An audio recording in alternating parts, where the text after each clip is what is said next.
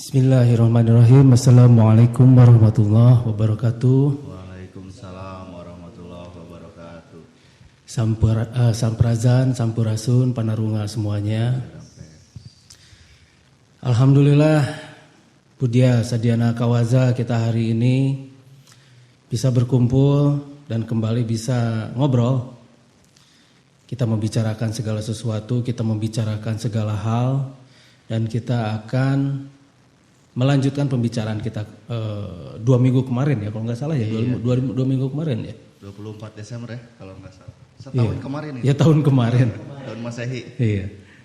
Tahun kemarin kita berbicara tentang ritual tanpa spiritual. Oke. Adalah nol besar. Ya. Dan sekarang kita akan lanjutkan juga masih pada materi yang sama. Hanya mungkin kemarin kita membahas mengenai wudhu ya. Wudhu ya. Ya, toharoh atau bersuci. Ya, betul. Nah, ini sambil memonitor juga ini tuh karena ini suara pun harus termonitor dengan baik. Ya. Ya. Ya, mudah-mudahan semua yang kita bicarakan di sini bisa diterima dengan baik. Dan sebagaimana biasa, kita tidak akan sependapat dengan mereka yang suka memaksakan pendapat. Itu biasa itu. Jadi mohon maaf apabila mereka yang sudah suka dan terbiasa memaksakan pendapat pada orang lain, terbiasakanlah dengan pendapat-pendapat yang baru, pendapat yang original, pendapat yang sebetulnya ini berdasarkan fakta bisa diterima. Tapi berhubung kita terbiasa dengan pemaksaan-pemaksaan pendapat seperti ini, akhirnya kita takut untuk berbicara. Sekarang kita akan berbicara mengenai banyak hal. Kita akan berbicara mengenai fakta-fakta yang ternyata selama ratusan, sekian ribu mungkin ya, banyak orang menggunakan cara-cara yang sebetulnya ternyata di dalam penerjemahannya itu tidak pas. Dan secara faktual, cara-cara yang selama ini berjalan itu tidak bisa memajukan umat. Meskipun cara yang seharusnya yang dikehendaki oleh agama itu tidak seperti itu. Mungkin ada cara-cara yang seharusnya diterjemahkan dengan baik dan benar. Nah ini, kita tidak bisa menyangkal. Lihat saja, kita tidak bisa menyangkal bahwa ternyata selama ini secara fakta umat-umat yang mengaku beragama itu sering sekali hidupnya itu justru tidak menjadi maju. Bukan apa-apa, karena mungkin menerjemahkan agamanya ini masih berupa ritual tanpa spiritual yang benar. Iya. Nah ini yang harus kita kaji sekarang. Saya ditemani oleh dengan ada Kang Lutfi, ada Kang Romi di sini, ada Kang yang lain, Kang Tala dan sebagainya, Jamiat. Dan ya mereka hadir di sini karena studio ini adalah studio tengah rumah. Kita ngobrol-ngobrol, kita santai, tapi kita tidak ada beban. Jadi apabila ada telepon ke mana? Bukan telepon ya, SMS ya. Pertanyaan ya. Iya. Jadi bagi panarunga yang mau mengirimkan SMS pertanyaan, sebutkan nama dan asal kotanya. Dikirimkan ke 0897 416 7919. Saya ulangi. 0897 416 7919. Sekali lagi. Ketik nama dan asal kota ke 0897 416 7919. Pertanyaannya harap yang berkaitan saja ya panarunga. Iya, jangan sampai out of topic atau out. Oke. Karena nanti setiap topik itu atau pertanyaan-pertanyaan yang ingin sesuai dengan apa yang ingin Anda tanyakan itu mudah-mudahan nanti akan ada sesi khusus dan ada waktu khusus ya, ada waktu khusus ya. Kita membicarakan dan khusus mengenai itu gitu. Oke. Sekarang kita batasi dulu di ritual tanpa spiritual adalah nol besar. Nah, kemarin kita sudah berbicara mengenai bersuci. Oke. Dan bersuci itu bukan hanya ada di Islam saja, di agama-agama lain pun ada tentang bersuci ini. Hanya pertanyaannya apakah mereka itu mengerti dan menjalankan dari makna bersucinya itu dengan baik dan benar, itu masalah. Menjalankan dalam keseharian Kang ya. Menjalankan dalam keseharian dan itu bukan hanya ritual saja, karena bersuci itu kita mensucikan. Dan dari bersuci saja sebelum kita masuk ke ritual lain yang berhubungan dengan agamanya masing-masing, Itu dari bersuci saja itu sudah bisa kita mengejawantahkannya dalam kehidupan sehari-hari. Jadi kehidupan sehari-hari kita itu penuh dengan simbol-simbol dari bersucinya itu. Ya satu contoh lah, kemarin kita bahas mengenai membasuh tangan untuk ajaran Islam. Ya, luas ya maknanya. Iya, maknanya sangat luar biasa luas. Bukan sekedar membersihkan tangan dengan air ya. Betul, bukan membersihkan, tapi kan disebutnya juga bersuci. Bersuci itu dalam artian dia mensucikan. Berarti dia sudah berikrar pada Sang Maha Pencipta untuk membawa tangan ini ke arah yang hanya baik-baik saja. Hanya yang betul, hanya yang dikehendaki oleh Sang Maha Pencipta saja. Masalahnya, apakah mereka melakukan ritual itu mereka mengerti apa yang mereka lakukan? Itu yang menjadi masalah. Seringnya disangkanya dengan ritual itu semuanya itu bisa menjadi baik dan benar. Padahal lihat saja kehidupan kita sehari-hari. Apakah dengan ritual itu dan mereka yang betul-betul ritualnya itu luar biasa, apakah mereka mengejawantahkannya dalam kehidupan? Misalnya, apa bedanya sujud dengan menungging? Kan kemarin kita bahas ya. Iya. Apa bedanya sujud dengan menungging? Kenapa orang-orang yang sujud itu dia tidak mudah terperdaya oleh amarah, terperdaya oleh emosi, oleh nafs, oleh kesedihan dan sebagainya? Kenapa orang-orang yang mengerti betul apa yang mereka ritualkan itu mereka bisa lebih tenang, mereka lebih terbiasa menerima perbedaan, mereka bisa lebih menguasai dirinya sendiri, dan mereka bisa betul-betul mengerti apa yang mereka lihat, mereka dengar dan mereka rasakan. Nah, apakah ini sudah dicapai oleh mereka yang melakukan ritualnya itu sehari-hari, ataukah ini hanya sekedar ritual saja tanpa spiritual, tanpa kita mengerti? Apakah kalau dibalik itu bisa spiritualnya saja tanpa ritual, begitu kan? Iya. Nah, kemarin juga kita membahas tentang istilah-istilah mengenai orang yang berilmu ya. Orang yang berilmu, iya. Ulama itu kan akar katanya ilmu, sehingga menjadi alim atau orang-orang yang mengerti, yang berilmu. Dan ulama itu pada dasarnya adalah orang-orang yang berilmu, yang mengejawantahkan ilmunya, yang mempraktekkan ilmunya itu untuk kemaslahatan. Jadi dia tidak, istilahnya itu dia tidak pamrih, tidak ada pamrih sama sekali. Karena di dalam aturannya pun tidak ada satu nabi pun yang meminta upah, begitu kan? Silahkan cari. Semua pemuka agama seharusnya ini harus jadi kesepakatan. Karena di dalam kitab-kitab manapun itu dikatakan tentang orang-orang yang menyebarkan sebuah ajaran itu mereka tidak meminta upah. Tapi kenapa sekarang banyak orang yang memperkaya diri dari itu, begitu kan? Jadi kita tidak bisa kita tidak bisa menutup mata telinga kita dengan hal-hal yang sebetulnya seharusnya dihindari sejak awal. Nah, ini keluar feedback nggak ya di sini ya? Enggak kayaknya. Nggak ya? Oh iya. Tidak ya? Tidak. Ya, sip lah. Nah, kemarin ada pertanyaan kalau nggak salah yang belum sempat kita jawab. Oh iya, benar. Iya. Sambil mau bahas yang lain juga boleh. Iya. Ya mungkin pertanyaan-pertanyaan kemarin itu karena saking bersemangatnya saya berbicara, jadi akhirnya terbengkalai, begitu kan. Jadi sebetulnya banyak SMS tuh kemarin, banyak pertanyaan dan sebagainya. Cuma biar beres dulu Kang ya. Ya? Biar beres dulu kemarin. Iya. Beres itu untuk ritual-ritual untuk toharoh itu kan bersuci, iya. Nah, kita juga harus membedakan antara orang yang berilmu dengan orang ahli ritual dan penceramah, itu harus kita bedakan. Gimana tuh Kang? Nah, begini, kalau penceramah dia hanya pandai menggunakan karya kata, bukan karya nyata ya. Karya kata, bukan karya nyata. Dan biasanya mereka hanya pandai berkata-kata saja. Jadi mereka menasihati orang lain, tapi sebetulnya mereka sendiri harus dinasihati dengan jauh lebih dalam harusnya.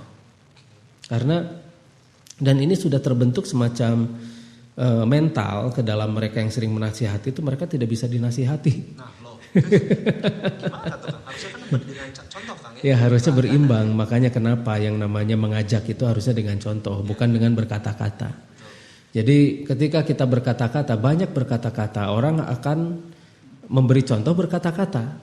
Akhirnya semuanya jadi pintar berkata-kata. Semuanya akhirnya jadi pintar menggunakan karya kata, bukan karya nyata. Iya. Padahal yang dibutuhkan oleh umat itu adalah karya nyata, bukan karya kata. Nah, karya-karya kata dan karya nyata ini adalah suatu hal yang sangat berbeda. Karena kalau karya kata kita tinggal copas, itu kasarnya copy paste gitu kan. Kita baca, kita sampaikan lagi. Kita baca, kita sampaikan lagi. Dan setelah itu, pendongeng. iya, setelah itu menerima uang pulang. Jadi apa bedanya dengan para pendongeng begitu kan? Apa bedanya dengan para orang-orang yang ahli dan mahir bercerita saja? Mereka akhirnya jualan cerita. Tanpa memaknai itu. Betul, padahal kitab itu mengajarkan tentang bagaimana kita berbuat karya nyata. Meskipun di dalam kitab itu banyak cerita begitu kan. Tapi apa makna dari ceritanya itu sendiri? Apa makna dari pendalaman apa yang kita baca dari sana? Makanya perintahnya adalah ikro kan, membaca. Bacalah. Bacalah itu dalam artian yang sangat dalam, bukan hanya membaca tulisannya saja. Membaca dalam artian bagaimana membaca tulisan ini sehingga bisa kita jawantahkan dalam bentuk karya nyata. Ya, satu contoh lah. Satu contoh. Ini ada satu ayat, ini kita berbicara Al-Quran karena saya Islam. Nah, kita berbicara Al-Quran, ada satu ayat di surat Al-Waqiah ayat 68 itu. Afara'aitumul ma'alazi tasrobun. Sudahkah kamu perhatikan air yang kamu minum begitu. Nah, sering kita hanya itu sekedar membaca saja, setelah itu selesai. Ya, membaca kata air. Iya, membaca dalam arti membaca secara ini saja. Gramatikal. Iya, secara mulut saja. Padahal ketika kita menurut pada Sang Maha Pencipta, ketika kita langsung nurut apa yang diperintahkan oleh Sang Maha Pencipta, sudahkah kamu perhatikan air yang kamu minum? Dan kita menurut, lalu kita perhatikan air yang kita minum, ternyata itu memiliki kandungan yang sangat luar biasa. Air gitu kan. Air itu bisa kita rubah jadi berbagai macam, bahkan yang melata itu dari air kan.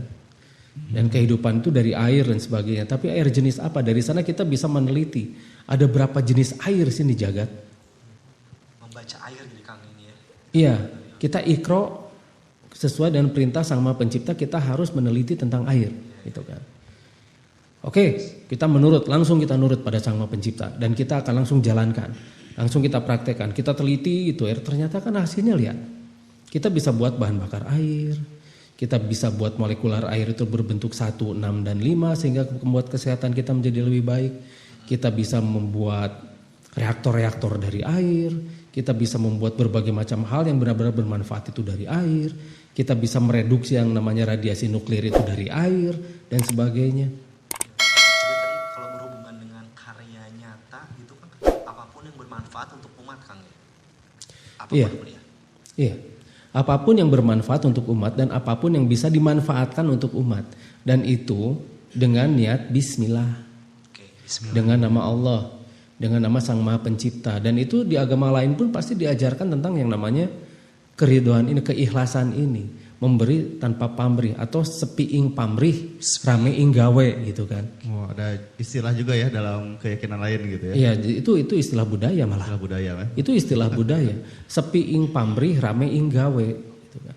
Jadi kita penuh dengan karya dan tidak ada pamrih sama sekali. Kita menolong begitu saja. Lalu bagaimana Kang? Ini kan saya harus hidup katanya. Saya harus ini gitu kan. Apakah tidak yakin pada Sang Maha Pencipta bahwa Sang Maha Pencipta itu pasti memberi kita hidup? Meragukan berarti Kang. Nah, itu dia. Kita tuh sering ragu. Justru kenapa kita sering ragu? Kenapa kita harus ragu pada Sang Maha Pencipta?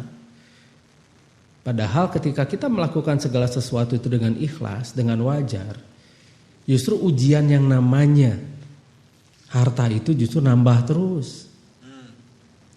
Lihat sekarang, jangan jauh-jauh, lihat Akang aja lah, lihat saya aja lah ya. Di depan nih. di atas. Contoh lah Iya, ya, contohnya. iya satu contoh lah. Kita bekerja, kita berbuat segala sesuatu itu tidak dengan materi misalnya. Saya tidak pernah minta gitu kan, sok Tidak lihat. meniatkan untuk mengejar. Justru itu, tidak ada niat, sok lihat sekarang. Apakah saya pernah meminta uang pada mereka gitu kan? Gak pernah. Tapi kenapa ternyata sekarang ujian yang berupa harta itu datang terus? Ujian itu ya, datang. Ujian itu bukan rizki, harta itu bukan rizki, harta itu ujian. Kalau di Islam itu jelas itu wa'alamu anama walukum. Harta dan anak itu adalah ujian, itu surat Al-Anfal ayat 28. Harta dan anak. Wa'lamu annama amwalukum wa auladukum fitnatun wa 'alallahi indahu ajrun azim. Jadi sesungguhnya harta dan ketahuilah di sana wa'lamu dan ketahuilah bahwa hartamu dan anakmu itu adalah fitnah, kan di sana disebut fitnah tua, fitnah ujian. Nah, ini yang betul-betul harus kita selami dan kaji. Kenapa kita tidak nurut pada Allah, pada Sang Maha Pencipta? Mengapa kita itu selalu nyuruh pada Sang Maha Pencipta, begitu kan? Kita itu akhirnya jadi nyuruh-nyuruh pada Sang Maha Pencipta sesuai dengan apa yang kita mau.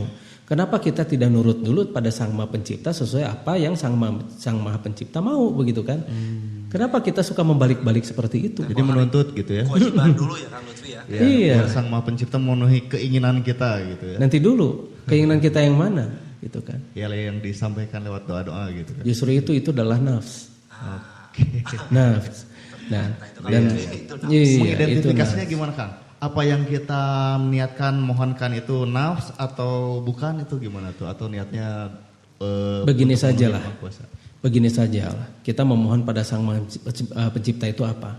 Itu kepentingan nafsu atau itu kepentingan kebutuhan? Apakah Sang Maha Pencipta itu masih kurang memenuhi kebutuhan kita? Indikatornya butuh gitu kan. Nah, sekarang kebutuhan kita apa? Nah, Sandang terpenuhi gak kita? Cukup. Papan terpenuhi kita? Ada cukup. Sandang, pangan, papan, Udah 3 kebutuhan dasar. 3 kebutuhan. Terus tersier? Ya adalah. Udah terpenuhi juga Nah. ya. Peralatan-peralatan yang Iya, diperlukan gitu. iya. Menunjang aktivitas ada kendaraan atau apa. Nah itu kurang nondei gitu. Ya, kurang bersyukur. Minta Kitanya, terus. Oh, iya, ya. Kalau kitanya. dipikir-pikir banyak juga ternyata ya. yang Betul. Kang Lutfi. Iya, iya. Nah, rata-rata kita itu menuntut pada Sang Maha Pencipta itu yang senang-senang ya. Iya, iya. Kita ingin disenangkan oleh Sang Maha Pencipta, kita ingin A, kita ingin B, karena kita membandingkan kehidupan kita itu pada orang lain, Iya. bukan pada junjungan kita.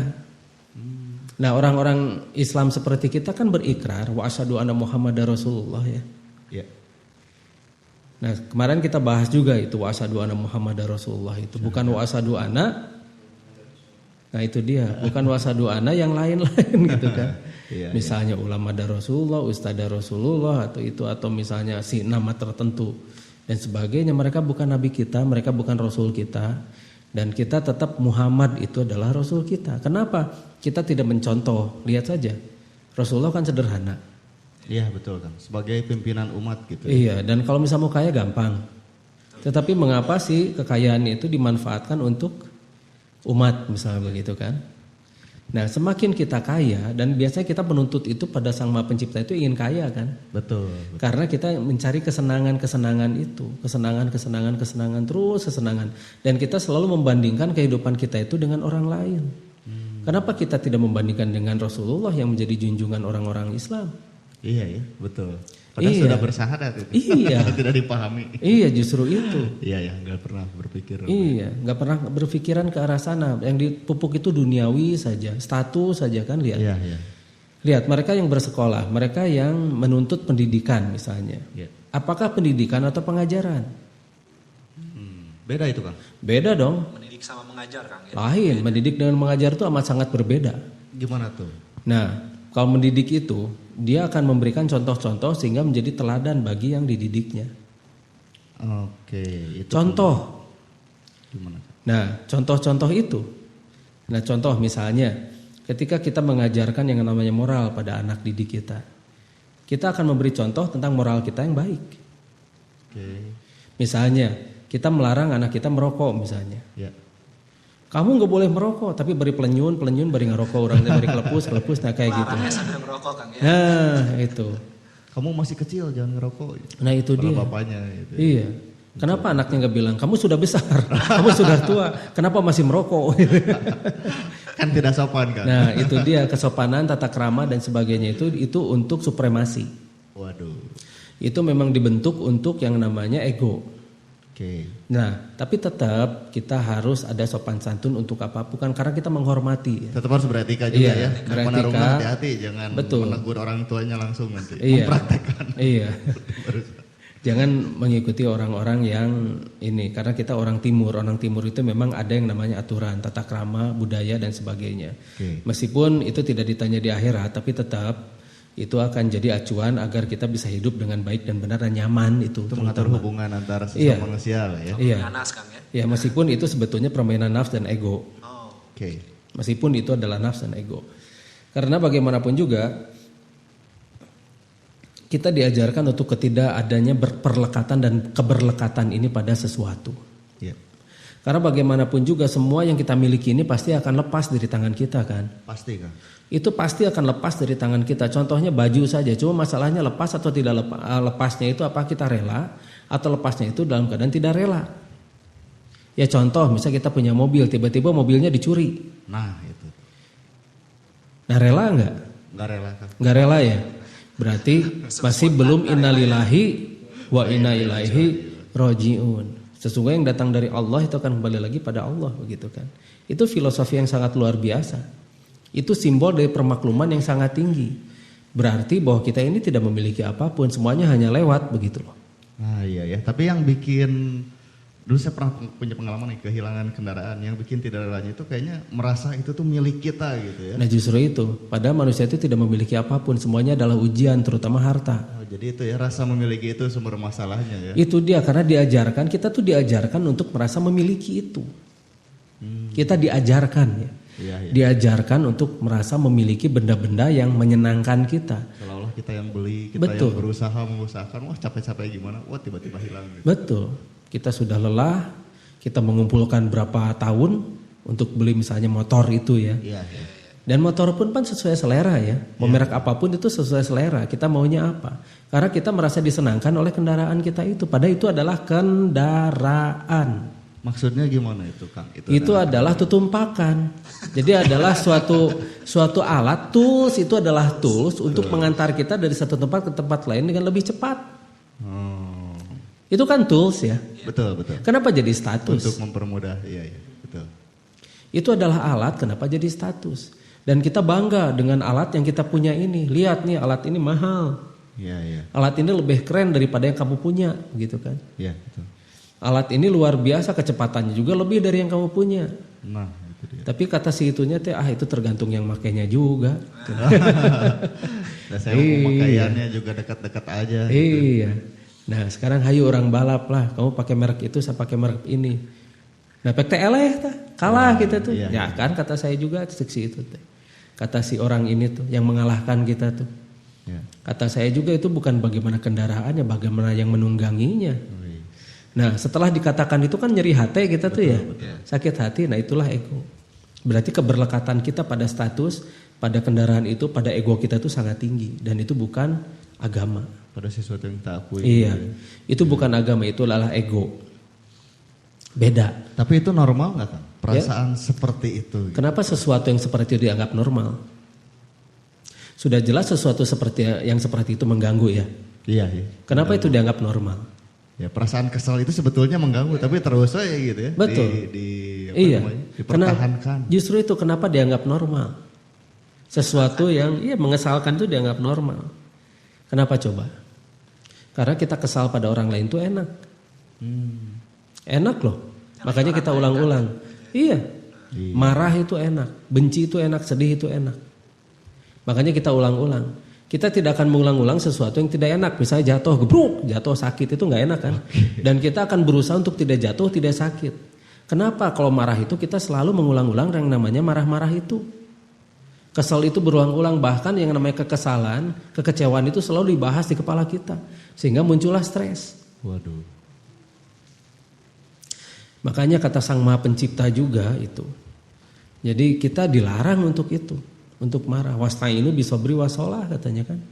Jadikanlah sabar dan sholat sebagai penolongmu. Sabar dan sholat. Sabar dan sholat. Kenapa harus sabar? Karena sabar itu adalah kunci dari permakluman. Oke. Jadi Definisi sabar sendiri gimana kan? Sabar itu adalah menurunkan ego dan memaklumi orang lain. Oke, itu ya. Kelas ego terbutuh ada nih kayak kelas Iya, iya. Pembahasan tentang ego ya. Iya, iya, iya. Sabar itu adalah, itu tadi definisinya. Turunkan ego, maklumi orang lain. Karena orang lain itu berbeda dengan kita. Jangan samakan orang lain itu dengan diri kita. itu ya Kang. Iyalah. Kenapa kita lebih memaklumi binatang? Kenapa kita lebih memaklumi hayam gitu ta? Iya, iya. Kenapa kita lebih memaklumi sesuatu yang kita anggap berbeda dengan kita. Berarti kita menganggap orang itu sama dengan kita. Iya, iya. Makanya kita jadi marah, kesel, sedih. Dan itulah kita tidak pernah terbiasa menerima kekalahan. Iya, iya. Nah ini yang sebetulnya ajaran agama itu luar biasa sebetulnya. Ya kalau di Islam kan ada contoh Rasulullah itu menyuapi orang yang sehari-harinya menghinanya. Iya. Sambil mendengarkan hinaannya gitu, Yahudi buta itu Rasulullah sambil suapi gitu kan. Padahal yang dia hina itu adalah orang yang menyuapinya. Bisa nggak seperti itu? Nah itu dia. Kalau nggak membalas menjauhi lah ya minimal. Kalau yang sekarang dianggap wajar mah gitu. Nah justru Ada orang itu. berbuat sesuatu yang tidak menyenangkan kita jauhi atau kita balas mungkin kalau memungkinkan. Nah mungkin nggak kalau misalnya orang yang menjelek-jelekan kita, yang selalu berbuat buruk pada kita, terus ketika mereka minta tolong, terus kita tolong, mau nggak? Nah itu dia ya. Tanda tanya besar. Butuh waktu beberapa detik. Justru nggak dijawab kan, tadi juga kan malah membahas. Iya betul. Tiba-tiba pakai buku itu.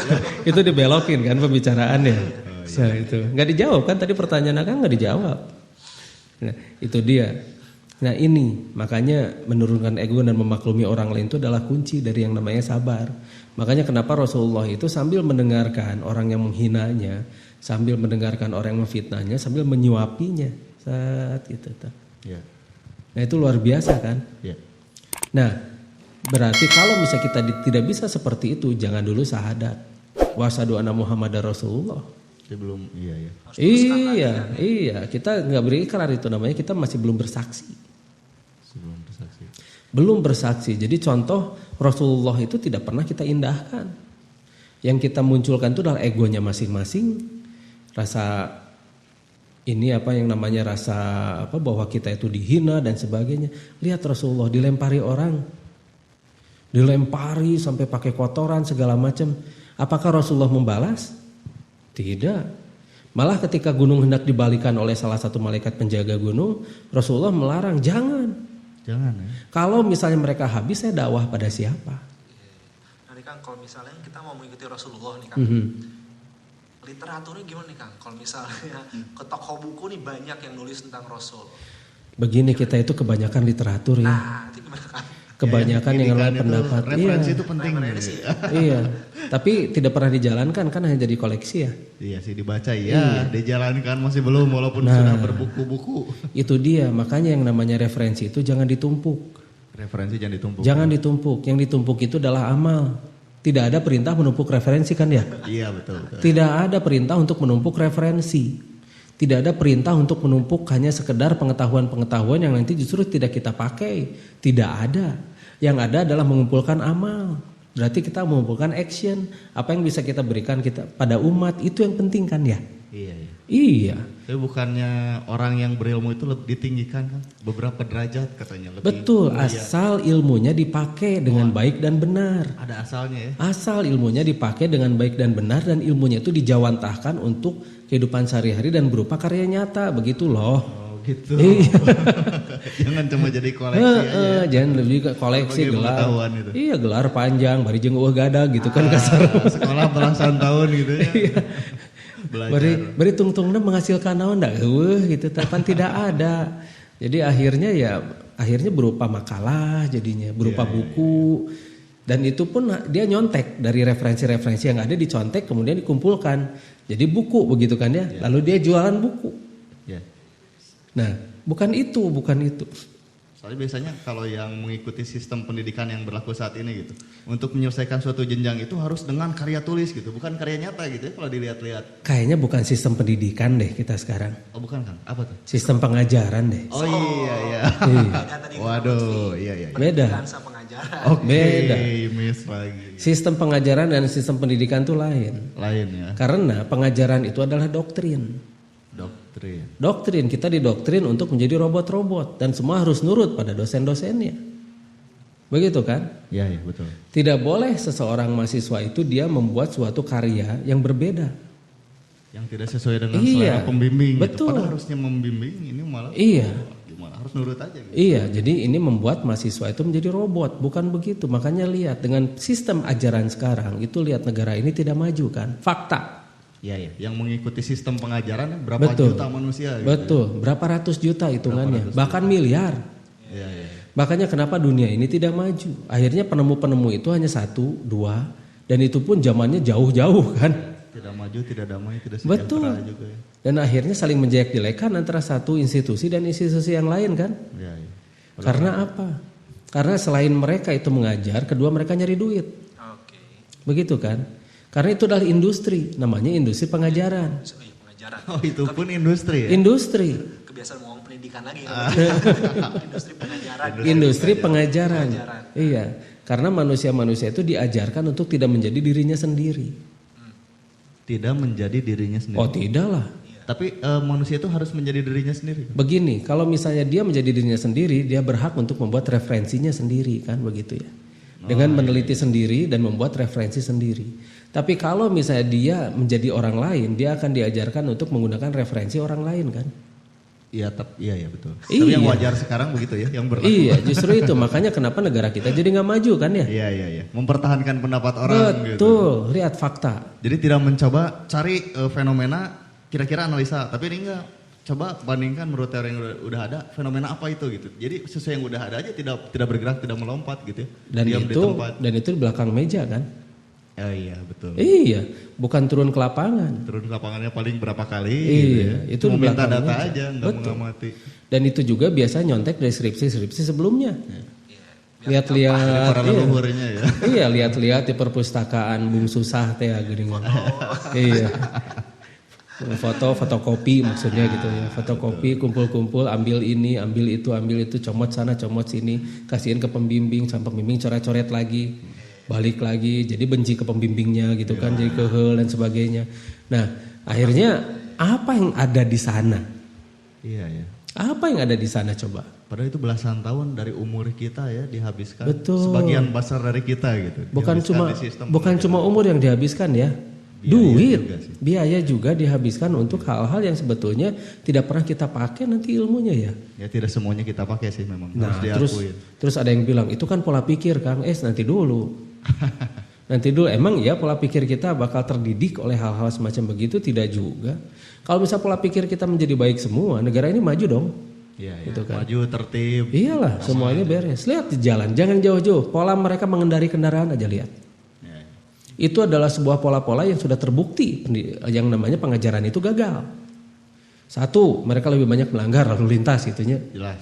Terus mereka ingin ini shortcut gitu, jalannya selalu shortcut dan mereka tidak peduli pada orang lain dan sebagainya.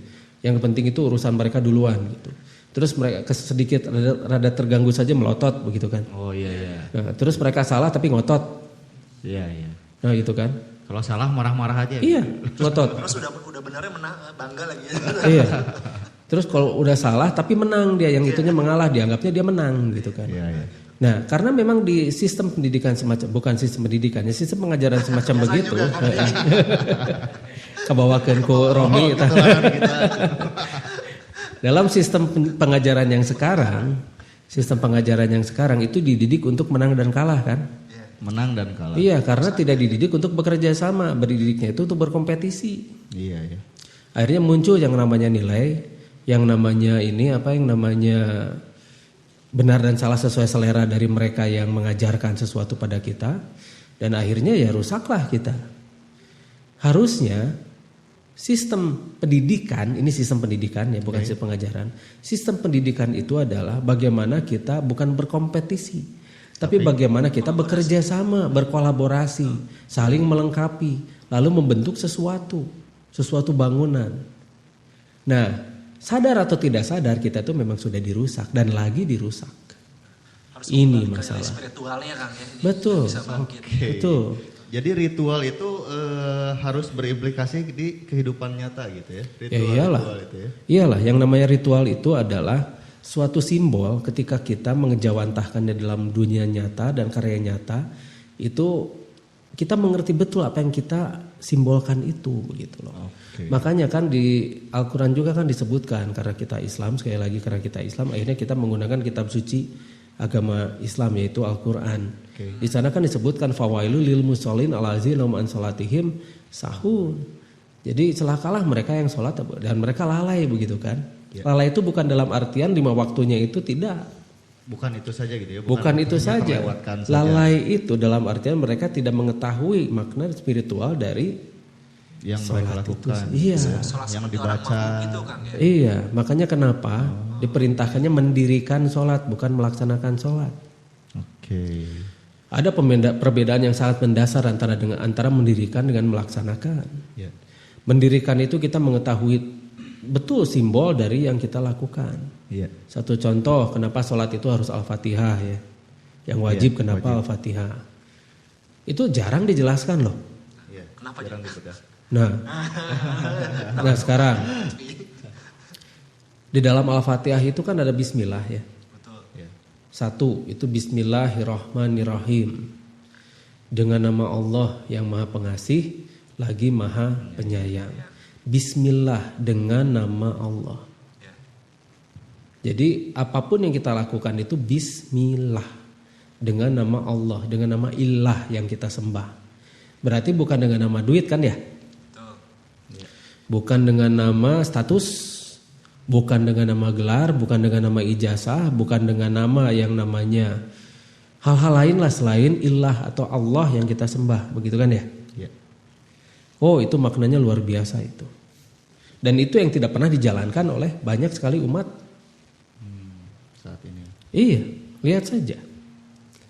Sekarang inilah. Ketika kita sekolah, apa yang kita cari? Lulus sertifikat. Nilai Nah. terbaik. Nah, itu kan kata Kang Romi, itu kata Kang Lutfi, yang lain mungkin lain lagi ya. Beda lagi. Beda lagi. Mungkin yang orang lain carinya itu adalah status. Oh iya. Mungkin orang yang lain cari itu adalah nanti pekerjaan. Jadi dia sekolah dengan nama status, dengan nama gelar, dengan nama pekerjaan, dengan nama hal-hal yang lain. Oke. Dengan nama Allahnya mana? Nah itu gimana Kang aplikasinya dengan nama Allah dalam hal ketika belajar itu gitu, ketika Indikator ikut bedanya sistem. gitu kan Iya, maksudnya iya, ya? betul, betul. Udah benar nggak nih dengan nama Allah masuk kampus? Bisa jadi gitu. pergi ke satu tempat yang sama ke sekolah tapi kan niatnya macam-macam. Nah kalau yang niatnya Dan niat itu diajarkan loh. niat itu diajarkan. Iya, sekarang orang tua kita menuntut apa pada kita? Iya ya. Punya ini, punya itu, bisa begini, bisa begitu. Kan niat kita dikendalikan oleh orang tua ya. Iya. Ya. Iya, iya. Iya, Diajarkan. jujur sajalah, jujur sajalah. Termenung kan. Iya. Jadi banyak diem nih pada rumah. Jujur sajalah niat kita itu. Iya. Jadi niat kita dikendalikan oleh orang tua kita, bukan dikendalikan oleh ajaran agama kita. Kan agama itu aturan gawe manusia. Iya, iya. Jadi bukan Sang Maha Pencipta yang kita ini. Pada kenyataannya begitu. Kenyataan. Lihat saja lah, fakta lah, fakta. Jujur lah, sok. Ini buat panarunga juga semua, silakan jujur. Sekarang kita waktunya jujur-jujuran nih, gitu kan. Bukan waktunya untuk membuat pembenaran-pembenaran lalu mendebat, begitu kan. Jangan mendebat dengan mulut, tapi rasakan dulu lah, gitu kan. Apa yang kita lihat ini fakta atau fake atau palsu, fake or fake, gitu kan. Ya. Fakta atau palsu. Karena yang kita rasakan dan kita lihat ini adalah fakta loh. Selama ini kita itu, niat kita itu sampai niat-niat kita pun dikendalikan oleh orang tua kita, oleh lingkungan kita. Ya. Nah secara sadar atau tidak sadar, itulah yang terjadi kan. Jadi benar salah itu salah satu indikatornya yang tadi itu gitu ya, yang sekarang berlaku. Ya, lihat Menurut saja. lingkungan benar dilakukan, menurut orang tua benar dilakukan. Lihat saja. Kalau sesuai sih nggak masalah gitu ya dengan keinginan yang Maha Kuasa, tapi kalau enggak Iya. tetap aja rasanya Iya. ada yang melakukan. Ya lihat saja lah sekarang faktanya seperti apa. Fakta seperti apa. Kamu tuh harus begini, kamu harus begitu, kamu harus nurut pada orang tua. Oke. Dan nurut pada Allah mana? Nah, apakah orang tua kita nurut pada Allah? Ataukah kita diajar untuk nurut pada orang tua? Gitu kan. Kita nurut pada Allah atau kita nurut pada orang tua? Nanti dulu Kang, kan ridho Allah dan ridho orang tua katanya. Nanti dulu. Orang tua yang seperti apa yang diridhoi oleh Allah? Oke. Kadang ada juga ancaman gitu. jadi batu gitu Kang. Oh, iya. Nah, Itu. Kadang-kadang gitu ya. itulah cerita Malin Kundang. Itu berarti suatu cerita yang dimana ibunya tidak bisa mendidik anak. Iya. Begitu Kang sebetulnya. Begitu. Bukan Ya. Kadang-kadang ya. Kalau saya melihatnya seperti itu. Oke, itu Silahkan. berbagai sudut pandang. Iya.